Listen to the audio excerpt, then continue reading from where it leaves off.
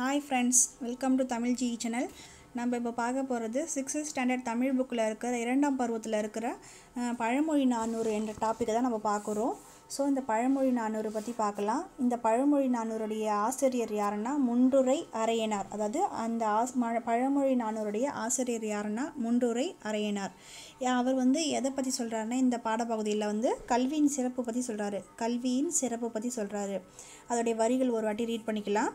ஆற்றவும் கற்றார் அறிவுடையார் அஃதுடையார் நாற்றிசையும் செல்லாத நாடில்லை அந்நாடு வேறு நாடு ஆகா தமவேயாம் ஆயினும் ஆற்றுண்ணா வேண்டுவது இல். இந்த பாடப்பகுதியுடைய இந்த கல்வியுடைய சிறப்பு பற்றி இந்த இடத்துல சொல்லியிருப்பார். யாருன்னா முன்றுரை அரையனார்.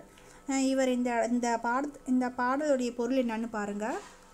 அதாவது நிறைய பாடம் படித்து கற்றுக்கணவங்களுக்கு இந்த நிறைய நூல்களை நிறைவாக கற்றவங்களுக்கு இது எந்த போன இடம்லாம் அதாவது 4 திசையிலும் அவங்களுடைய புகழ் பரவும்னு சொல்கிறாங்க. அதாவது அவங்களுடைய புகழ் 4 திசையிலும் பரவும்னு சொல்லுவாங்க. அதாவது கற்றவர் அறிவுடையவருடைய புகழ், அவருடைய புகழ் பரவாத நாடே இருக்காதுன்னு சொல்கிறாங்க.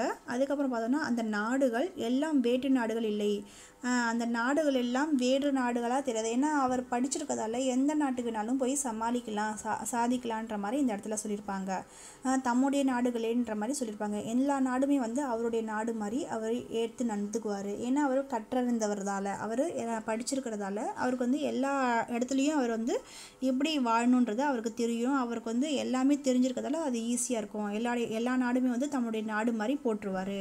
அதுக்கப்புறம் பார்த்தோன்னா, எனவே அந்நாடுகளுக்கு செல்லும்போது வழிநடை உணவை அவர் எடுத்து செல்ல வேண்டிய தேவையில்லை. அதாவது நம்ம ஊர்லேருந்து இன்னொரு ஊருக்கு போகும்போது பழைய காலத்தில் தூக்கு மூட்டையில் சாப்பாடெலாம் எடுத்துகிட்டு போவாங்க. அந்த மாதிரி கற்றறிந்தவங்களுக்கு எந்த நாட்டுக்கு வேணாலும் போனாலும் அவங்க சாப்பாடு வழிநடை உணவு எடுத்து போக வேண்டிய அவசியம் இல்லை சொல்கிறாங்க. அதுதான் இந்த ஆற்றுண்ணா வேண்டுவதிலுடைய மீனிங். ஆற்றுண்ணா வேண்டுவதிலுடைய மீனிங் என்னென்னா, எந்தெந்த நாட்டுக்கு போகிறாங்களோ அந்த நாட்டுக்கு செல்லும்போது வழிநடை உணவு அவங்க எடுத்து செல்ல வேண்டிய அவசியம் இல்லைன்றது தான் இந்த இடத்துல சொல்லுவாங்க. அதுக்கப்புறம் பாருங்கள், அந்த பாடலுடைய பொருள் பார்த்தாச்சு. அதில் இருக்க சொல் பொருள் பாருங்கள், ஏன்னா இது இம்பார்ட்டண்ட்டு. ஆற்றவும் நிறைவாக, ஆற்றவும்னா நிறைவாக. நாற்றிசை 4 + திசை, அதோடைய நாற்றிசைனா 4 + திசை தான் நாற்றிசைன்னு சொல்கிறாங்க. தமவேயாம், தமவேயம்ன்றது என்ன சொல்கிறாங்கன்னா, தம்முடைய நாடுகளே தான் தமவேயாம்னு சொல்கிறாங்க. ஆற்றுண்ணா 6 + உண்ணா. ஆற்றுண்ணாவை எப்படி பிரிப்பாங்கன்னா 6 + உணா. 6 வழி, இதில் 6 என்ன சொல்கிறாங்கன்னா வழின்னு சொல்கிறாங்க. உணானா உணவு, வழிநடை உணவு.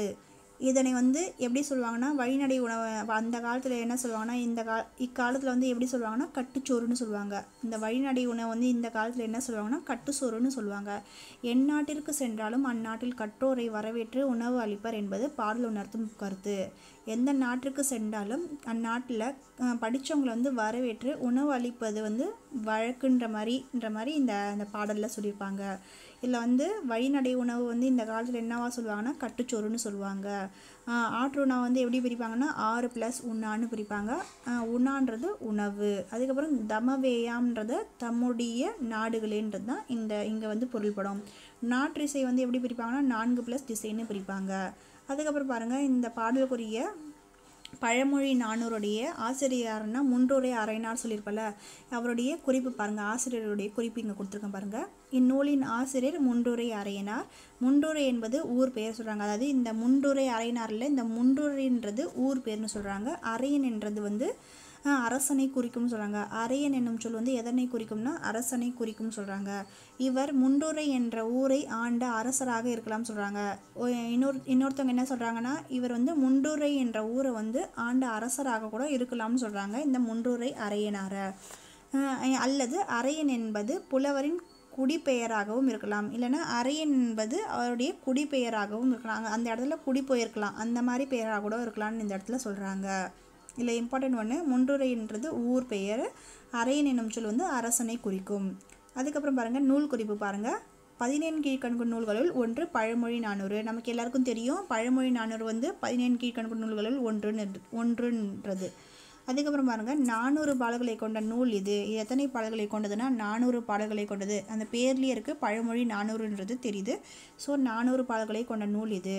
இந்நூலின் ஒவ்வொரு பாடலிலும் ஒரு பழமொழி இடம்பெற்றுள்ளது. இந்த நூலில் வந்து ஒவ்வொரு பாடலையும் ஒரு பழமொழி வந்து இடம்பெற்றிருக்குன்னு சொல்கிறாங்க.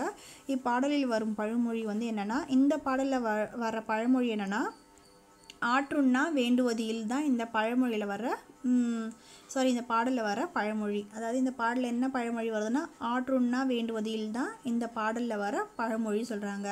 இதற்கு வந்து என்ன பொருள்னா, கற்றவனுக்கு கட்டுச்சோறு வேண்டான்றது தான் இதுக்கு பொருள். அதாவது ஆற்றுண்ணா வேண்டுவது இல்லுடைய பொருள் என்னென்னா, கற்றவனுக்கு கட்டுச்சோறு வேண்டான்றது தான் இந்த வரிகளுடைய பொருள் சொல்கிறாங்க. இந்த அளவு தான் இந்த பாடப்பகுதியில் கொடுத்துருக்காங்க. ஸோ இதில் என்னென்ன இருக்குன்றதை நீங்கள் தெரிஞ்சுக்கலாம். ஒரு வாட்டி ரிவைஸ் பண்ணுங்கள். புக்கை எடுத்து ரிவைஸ் பண்ணிங்கன்னா உங்களுக்கு ஈஸியாக இருக்கும். இந்த வீடியோ உங்களுக்கு பிடிச்சிருந்தா மறக்காமல் லைக் பண்ணுங்கள், ஷேர் பண்ணுங்கள், சப்ஸ்கிரைப் பண்ணுங்கள். தேங்க்யூ ஃப்ரெண்ட்ஸ் வாட்சிங் திஸ் வீடியோ.